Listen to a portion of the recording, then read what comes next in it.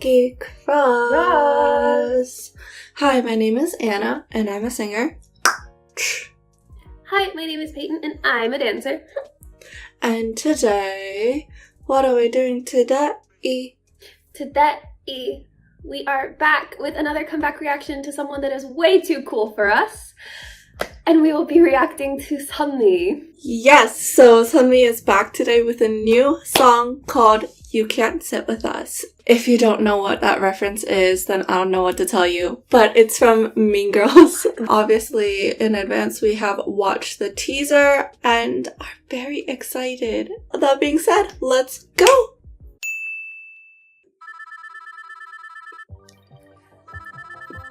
Phone is ringing.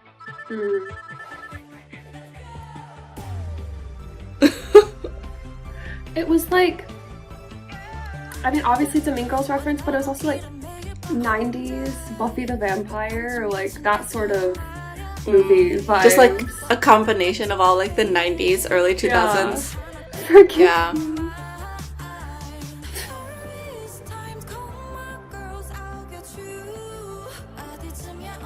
Yeah, oh my god, all the old things. Just everything old. Don't do it. Yeah, and her outfits too. It's like the Clueless dress, sort of. Yeah. But a pink version of it. Because Mean Girls. Yeah.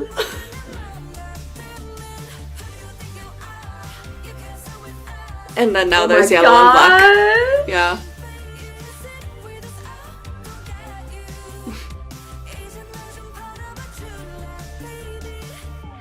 Oh. Oh. Oh, no, she's rapping. What?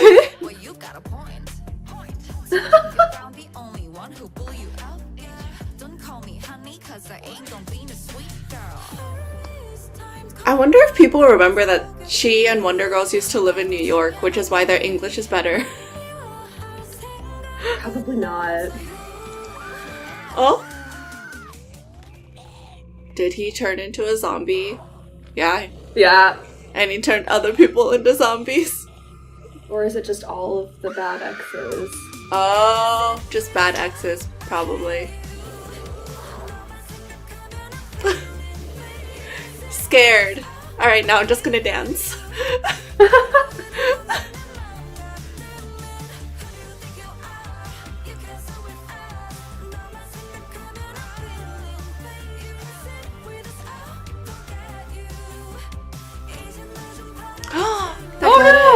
Oh, now they're just gonna kill everyone. What is this? This is also a reference. I just can't think of it. Right? I mean, I didn't watch Buffy, but is it that? No. Okay.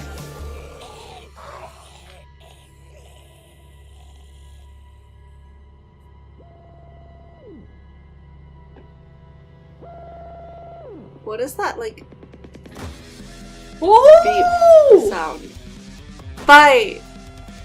It is literally like a 90s, early 2000s teen movie or teen show. Yeah.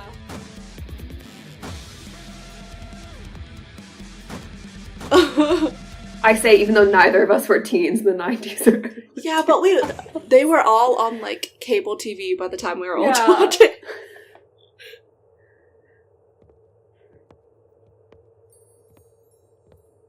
Get him, girl. What's gonna happen? Climax. Oh my god. What? I did not expect that.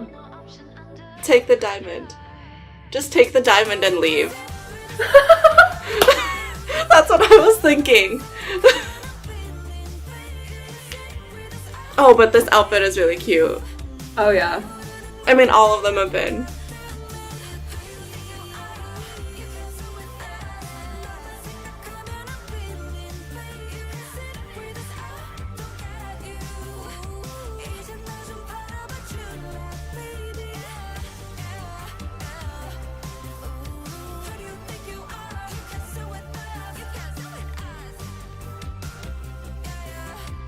Was the whole problem that he wouldn't commit?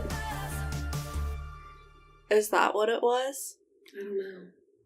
I guess. Because otherwise, why would you accept a ring from a zombie? I know. Well, in that last he wasn't, clip, but yeah, he's not anymore. Is she now gonna be arrested? Yikes. ill-fated romance. I'm a little upset that she took him back.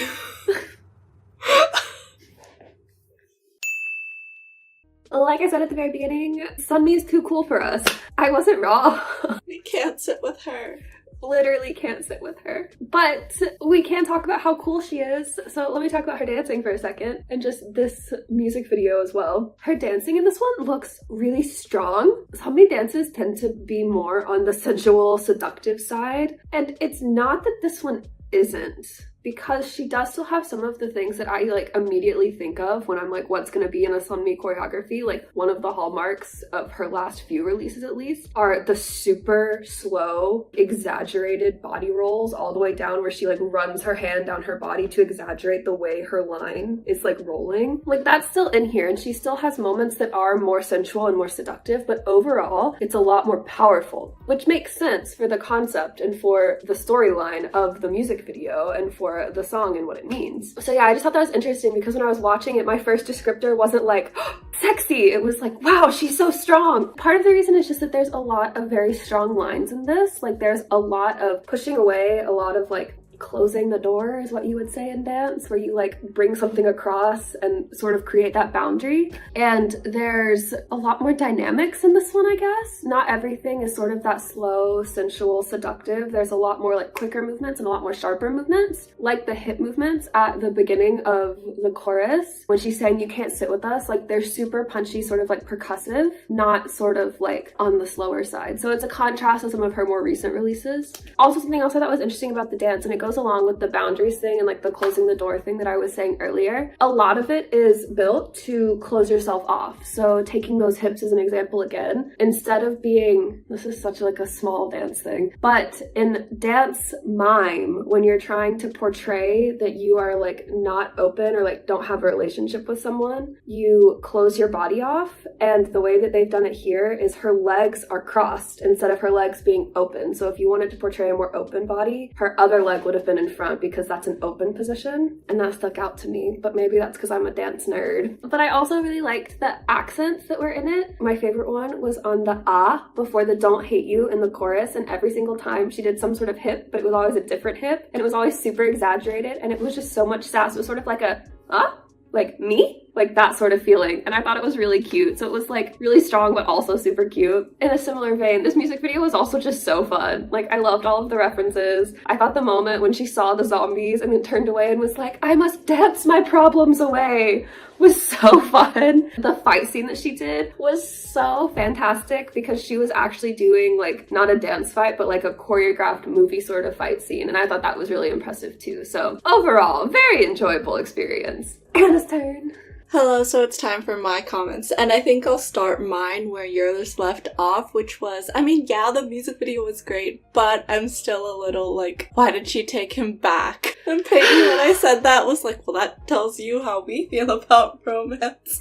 Moving on to the actual song, obviously the music video is retro-y, old school with like all the different references. The song is also like old school retro as well. To me, it sort of felt like the transition between 80s and 90s, because there were elements that felt like very distinctly 80s, but there are also elements that reminded me more of the 90s. I think one of those things though is the main synth line that you hear that's like the main theme motif that's repeated throughout the whole song. Usually in like K-pop songs, those will cut out during the pre-chorus and the bridge, but this one actually continues playing through the pre-chorus, which I thought was interesting. That also brings me to like, this song is pretty repetitive, like it's really repetitive, but it helps make the song catchier because it is so repetitive, and that's kind of the point of this song specifically. It's a brighter, more summer release, but even though the line is repeated so much, you don't get tired of it because of the way that it changes being played. Like, I know in the verses it becomes more muffled and like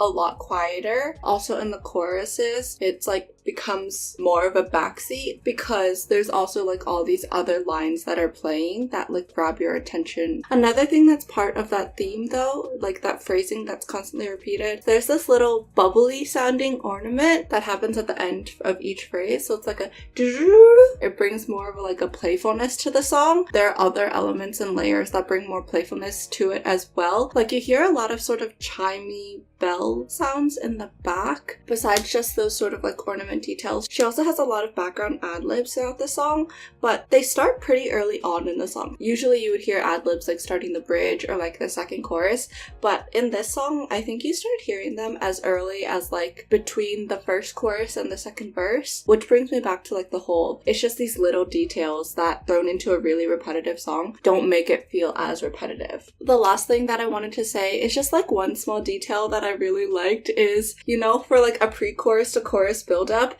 how there will be a beat divide. The better build-up in this song was there's sort of like a slide whistle into the chorus, which is like another more like playful thing. I love a good slide whistle. But anyways, I'm done now. But it's my turn to TLDR though. So TLDR for this reaction is Sunmi is back with her new song called You Can't Sit With Us. The music video for this was so fun and referencing that more old school style sound, and the performance as well was still very Sunmi but a little bit of a different twist to match the slightly different vibe for this release, and she's a queen.